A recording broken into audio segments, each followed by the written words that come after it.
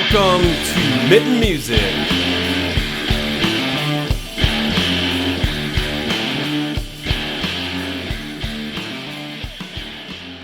We visited the Oddfellow Concert Lounge in Wyandotte, Michigan, where we had the opportunity to talk to Rob, Mike, and Steve from the Rust Belt Americana band Midnight Proof out of Detroit, Michigan.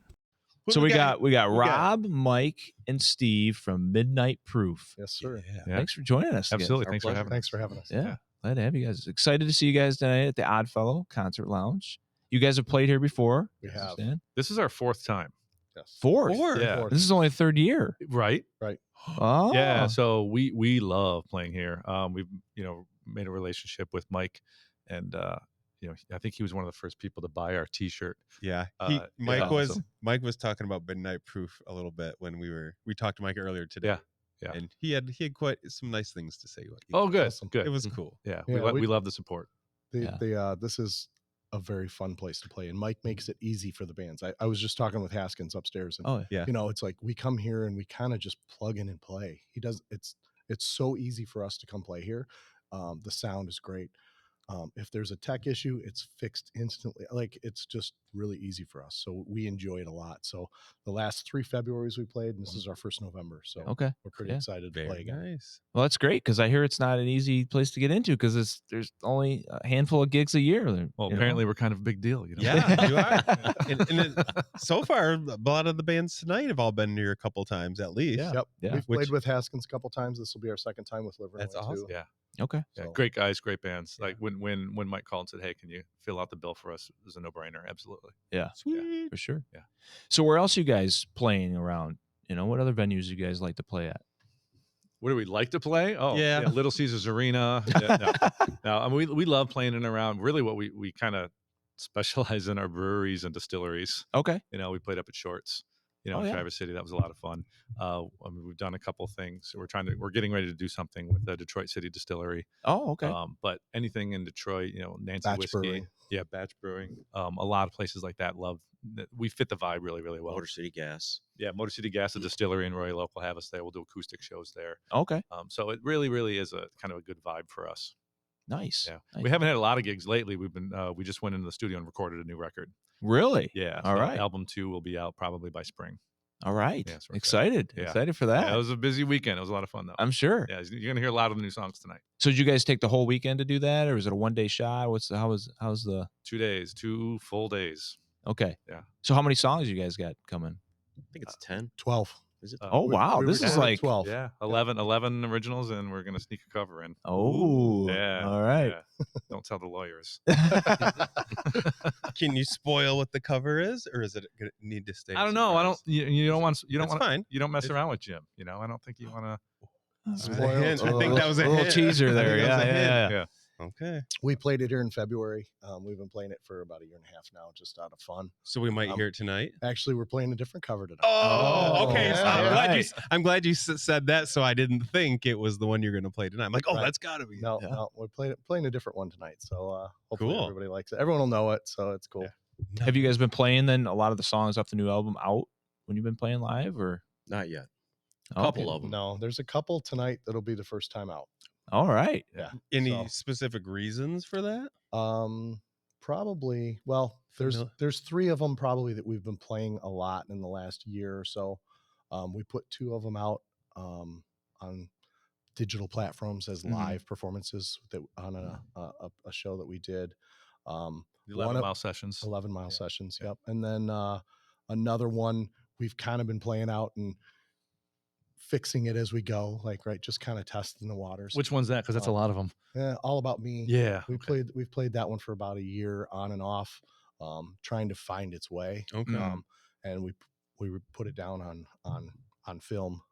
And so now it's kind of setting its ways, and it's like, all right, let's give it a run. And then we've got 2 that tonight will be their first premiere. Some debuts. Yeah. Live so we'll debuts. see how they go. Yeah. But no, we try to throw them in as we get them processed to a point that we love them, like them.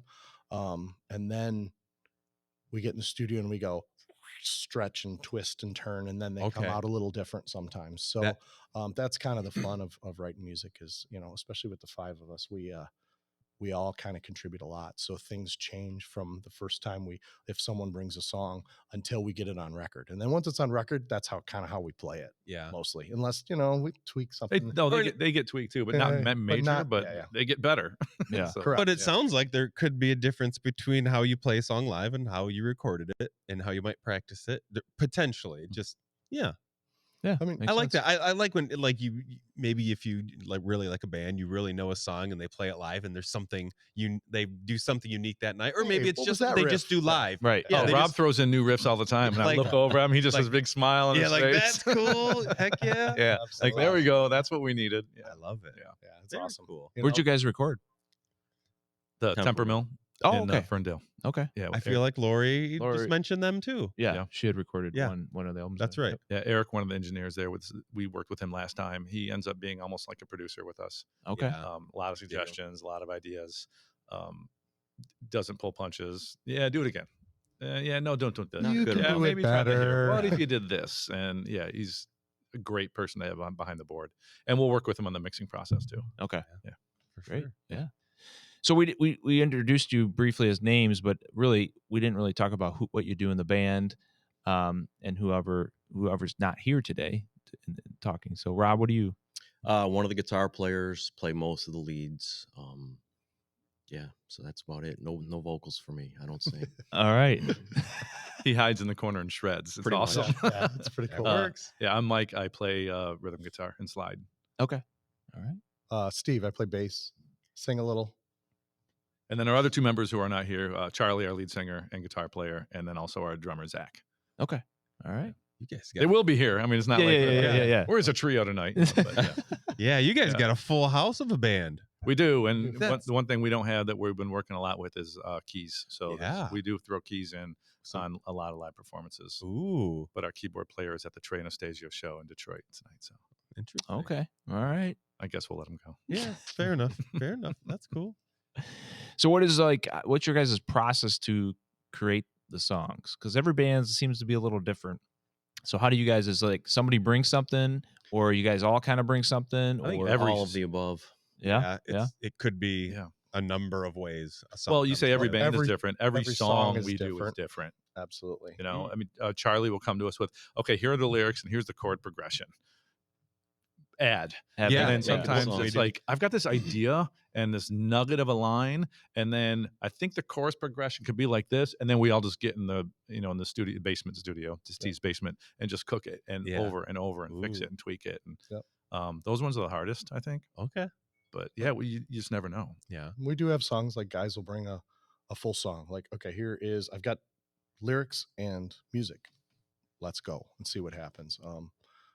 Whether it's Charlie or me or Mike, Rob's got some great music. He'll bring us a song and Charlie will be like, I think I got a lyric that we can put on this, He's and already it's been kind of, thinking. So, we all kind of write, so it's kind of cool to see the process. I dig it. And we how all stuff contribute. happens. Nobody sits back and goes, oh, that's the way it's going to be. This is your song. We're going to do it your way. No, it really does wind its way into what's best for the song and what we can do. And when you listen to our record, you can see that it isn't one guy writing all the songs, because the songs are distinctively different. Mm-hmm. They all have the same, I guess, feel to them, but the vibe changes throughout the way. Like you can tell that that different guys are contributing different parts and stuff like that. Yeah, But in the end, from country to rock. yeah, and everybody, tries to do what's best for the song, whatever song that is, and whoever wrote it, or whoever brought this part or that part. And it's really fun to write with these guys, because we get in a room and there isn't any punching and pulling. It's always twisting and turning, and we have a blast. Massaging. Absolutely. And we do get in those things where, no, I want this part like that, but at the same time, there are so many ways that we can make the songs better. So we do that a lot. It's Cool. fun. Yeah, I think the Blast. biggest argument we had ended with like, fine, I'll try it that way. Like it's just, Oh yeah, that was good. Yeah. Let's do it that I way. think that'll work. And it works. Good. You're right. All right. Yeah. It I don't want to say it's easy, because writing songs is not easy. Yeah. But Working as a group isn't easy. All of and all of us in the room together though is easy. Wow, that says something then. Yeah. Doing So how something this right. group, how did this group form, and how that Yeah. kind of come about? I met Charlie. He was holding a Saturday night jam sessions in his garage with a bunch of people, and a friend of mine said, "Hey, you should go sit in with these guys." So I learned a whole bunch of songs. I texted with Charlie, and he goes, "Hey, come back next week." So I came back next week, and then the next week, and then the 8 people, 9 people, 12 people started to dissipate into just a couple of people. We were introduced to. I think you came in at that point. We were Rob was Steve first. and Rob. Rob came in was first, and then Steve came in just through mutual connections. Sure. Rob, Charlie, and my sons were on drumline together. Yeah, And that's cool. how we Marching met. band at Troy High or Oh, Troy Athens. Athens. Yep. Okay. Athens. So that's how they were playing together, and they're like, "Oh, you should come play bass with us." We were down in Dayton, Yeah, doing a drumline, Yep. the national championship down there. I And, was I did drumline in 2000. okay. I played bass guitar in the pit. Nice. Oh, In cool. what was it? Great Lakes Percussion, GLP. Okay. Nice.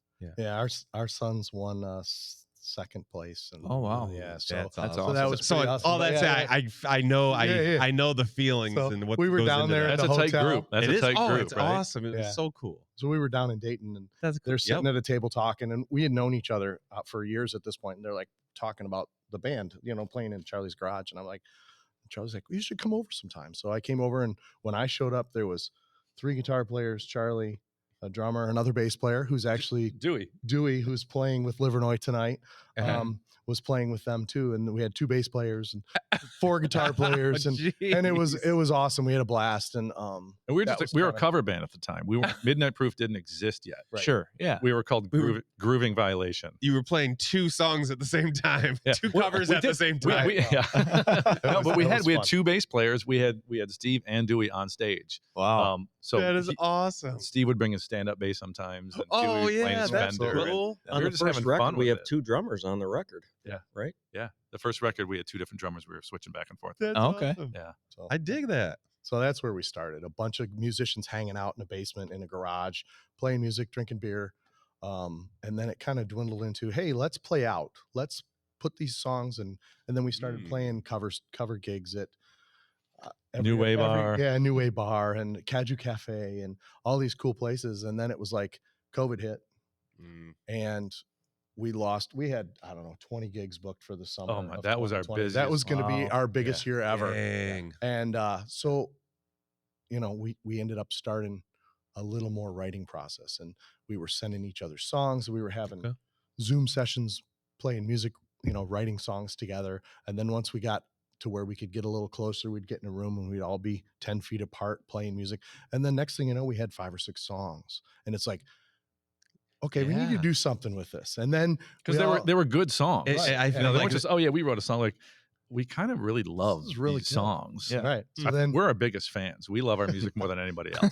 That's the way really. it- Well, that's That important. is the way Really. it should be. Yeah, It should be that absolutely. way. You should like what you're building. Yeah. Absolutely. Absolutely. So that was cool. So then we started, and then we got to the point where we could play out, and we started playing, and we're like, we need to play these original songs, but we don't need to do it as Groovin Violation. So we kind of did, two-face. We had a cover band and we had the original band, and it was the same 5 guys, and we'd book shows as either one. Okay. But whenever we played the Groovin Violation shows, we always snuck in 4 or 5 of our originals. Hey, this is one of our songs. And then it got to a point where like, let's make a record. How cool would it be to go in the studio and make a record as 50-year-old men? Yeah, right? yeah. So that was cool. So then we did that, and we put out the record, and at this point, we don't have any Groovin Violation shows anymore. Oh, So yeah. that's kind of, One of the alter egos take over. yeah. So How was that transition though? Because like cover bands, I would say probably a little easier to get a gig, right? they pay the bills. Yeah, than the that's what it original sounds like. band. That's what it sounds But like. you guys already kind of had your foot in the door maybe at some places because they were familiar with the people, maybe not this different band. So how did that help, or how was that transition to go into an original band? It's a really funny story about that. There's a place up in Lexington that I got an email from this guy 2 emails within 10 minutes. One to the Groovin Violation email address and one to the Midnight Proof email address. Same emails? So were they like just copy They were paste? pretty close. And then so I said, okay, well, we're this and we're this. He's like, wait a minute,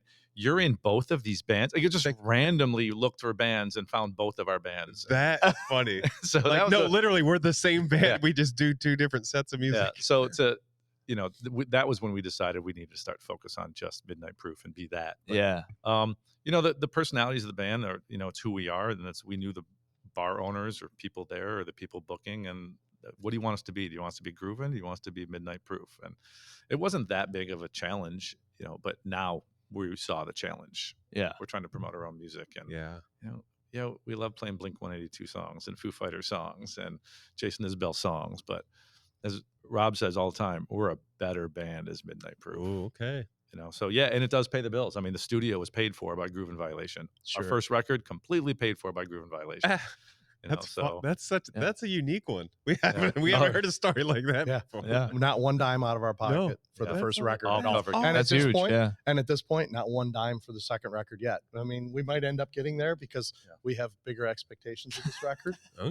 Because you do the first one and you're always like, we may never get to do this again, right? And you learn some things. Absolutely. Oh, we learned. Yeah, like next time, or I would do it differently, or I would add this, or I would. Absolutely. So that's where we're at now with the new record. We've got everything a solid foundation, and we're like, wait, we could throw horns on this part of this song, or and then we're like, well, Third Man Records does local artist pressings at a discount. So which we got our first record at Archer Records here in Detroit. So they pressed all of our LPs, our vinyl there.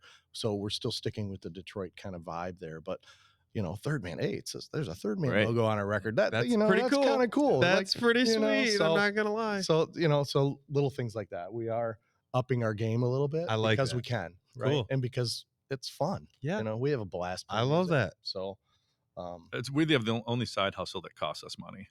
Yeah, we know that. We know that from our own experience. Right. Like our families are wildly supportive of what we do. So it's like, oh, we have a gig tonight. Oh, we have this rehearsal. Oh, we're in the studio. We get it. Yeah, lucky. So it feeds us. It keeps us. It does seem like something's working to keep you guys all together. If all those facets are working so well, it's like absolutely. It's that creative outlet you need. Yeah, you guys got lucky. Yeah. Did you just get lucky all meeting each other or what? I don't know. His fate, right? Yeah, or maybe it was fate. I think maybe it was fate. I think fate and luck got us together, but I think just the love of music and the respect for each other keeps us together. Cool. Absolutely. It's just too fun. So then let me ask the dumb question that we actually haven't asked this in a while. Where did Midnight Proof come from? Where did that come from? God, I wish we had the text threads. Like you should see where did Groovin Violation come from? Well, I mean, at one point, a Dewey actually wanted us to be called the Dollar Store Cheaters. The Dollar Store Cheaters. And we're like, no. So we just we kept bouncing a lot of things back and forth and back and forth. I don't even know who came up with it, like who eventually put it into the thread, but I know we're bourbon guys, so like the bourbon and whiskey idea of the proof, but then Midnight Proof as in being the proof of the whiskey, but also Midnight Proof. Most of our shows we were going on at 1 o'clock in the morning. Wow. Well, you stay up late and write, don't you? Yeah. And most of my songs are written at like 2 a.m. my wondering was like, is this like bourbon related or is it more like time management related? But it was both. It definitely was both. It's both. We always used to, people would say, well, what kind of music you play? It's drinking music. Yeah. So that was kind of what we always said. So when we were Groovin Violation, you're playing in a bar, you're playing in Hamlin Pub or whatever, and everybody's drinking there and I don't listen to you, but whatever. so the idea of we're making drinking music, we're making our own drinking music. Let's kind of tie a theme to that. And I think that's where it came from. And it was like this, that, what are we calling this? Like he said, the text strain was silly with 5 guys going, blah, blah, blah, blah, blah, blah, but when that one showed up, it was kind of like, that's it. Yeah, that's it. Another facet of the band that just kind of worked, fell together. Yeah, just like it was awesome, melded together easily.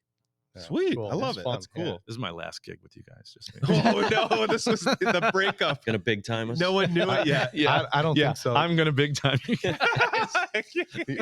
All those guitars you're buying, you better still be in a band. Yeah, no kidding. So you guys got the new album coming out next year. Are you guys gonna promote that with more gigs, or what's the plan there for playing? That's definitely the plan. It's always the goal. Yeah. We'll book as many gigs as we can play. Gigs are hard to get. It's hard to get. You know, there are some that are kind of easy when you know some people, but you know, unless if you're a tribute band, man, you can get a gig every single weekend. So that's what we've been learning. Yeah, and it's so, but you know, original music, there's a love for that too. I mean, you guys are promoting it like crazy. Yeah, you know, there's a lot of other we're big fans shows on WDET that are promoting like crazy. So, yeah, they're hard to get, but when you got something to promote, it gets more exciting. Right. So, yeah. I mean, the goal is we're gonna hopefully do a bunch next summer. All right. Yeah. Sweet. Looking forward to it. Yeah, new I am music, too. A full album. I mean, 12 songs. That's good. A lot of people do, maybe 6-7 songs nowadays, but And like I said, you know, I think we got back from the studio. You know, we ended at Sunday night at 8:00, and I think Charlie texted us at like 9:05 with feedback on all the songs. He's been listening to them consistent. And then he said, "I'm in love with these songs." The passion, man. Dude, we love these songs. They're fun to play. They challenge us to play them. There's never one of these songs we're like, oh, do we have to play that one again? No, we get to play this one again. We get to play this one again. But is from their first album? Has any of those songs at some point you're like, we've just been playing this for a long time. Now I'm ready to do something else. Now we love that. I don't think so. We were going over set lists for tonight, and we're like 45 minutes. Crap. We want to play new songs, but we like the songs we play. We have to kick out the old ones, and it's like, oh, so we tug another text strain that's like just switching all of these songs around, trying to figure out what we want to play, because we want to show the new stuff off and we want to give it runs out live, because we're a live band. We would rather be live than in the studio, honestly. The record's cool. It is, but playing gigs is more fun. Yeah, absolutely. That's where the fun. That's where the fun. That's where the passion is, right? Yeah. So we want to give them a run and see, we want to see if people like them, and if they don't, I guess we'll still like them. There's nothing better than standing on the stage and looking at the back of the bar, and you rip into one of your songs. You just see someone at the back of the bar just go, ooh, and start grooving. All right, I got you. That's fun. Yeah, that's cool. That is a challenge for a band, I guess.